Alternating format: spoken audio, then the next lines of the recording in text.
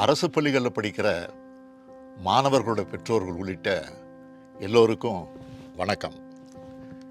6 லட்சத்துக்கும் அதிகமான பெற்றோர்கள் பள்ளி மேலாண்மை குழுக்களில் உறுப்பினர்களாக இணைஞ்சு பல்வேறு பிரச்சனைகளுக்கு தீர்வு கண்டுள்ளதற்கு என்னோட மனமார்ந்த நன்றி.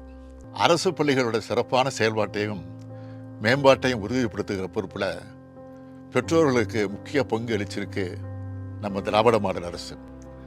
இதோட அடுத்த கட்டமாக பள்ளி மேலாண்மை குழுக்களில் இந்த கல்வியாண்டு முதல் அரசு பள்ளிகளோட விடுதிகளான முன்னாள் மாணவர்களும் இணைய இருக்காங்க. இது மூலமாக பள்ளிக்கும் பொது சமூகத்துக்கும் இடையே ஒரு நல்லிணக்கத்தை உருவாக்குறதுல பெற்றோர்கள் மற்றும் ஆசிரியர்களோட முன்னாள் மாணவர்களும் இணைஞ்சு சிறப்பாக செயல்பட இருக்காங்க. வருங்காலத்திலையும் தொடர்ந்து நீங்கள் அரசோடவும் அரசு பள்ளிகளோடவும் இணைஞ்சு செயல்படணும்.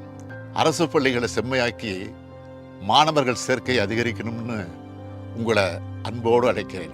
உங்களுக்கு உறுதுணையாக நானும், பள்ளிகளுக்கு உறுதுணையாக நீங்களும் ஒன்று சேர்ந்து செயல்படுவோம். நம் பள்ளி நம் பெருமை. குழந்தைகளின் நலனில் அக்கறையும் பொறுப்பும் கொண்ட அனைவருக்கும் வணக்கம்.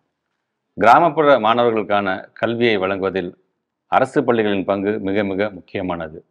எந்தவித பாகுபாடும் இல்லாமல் அனைத்து தரப்பு குழந்தைகளும் கல்வி கற்க வேண்டும் என்பதற்காக கொண்டுவரப்பட்ட இலவச கட்டாய கல்வி உரிமை சட்டத்தை தமிழ்நாடு அரசு சிறப்புடன் செயல்படுத்தி வருகிறது. இக்கல்வி உரிமை சட்டத்தின் மிக முக்கிய அம்சமான பள்ளி மேலாண்மை குழுக்களை நமது அரசு அனைத்து அரசு பள்ளிகளிலும் மறுகட்டமைத்தது.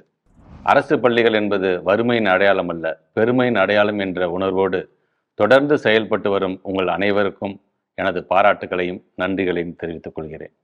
குழந்தைகளை மையப்படுத்திய கல்வி முறையை கொண்டு வருவதே நமது அரசின் முக்கிய நோக்கம்.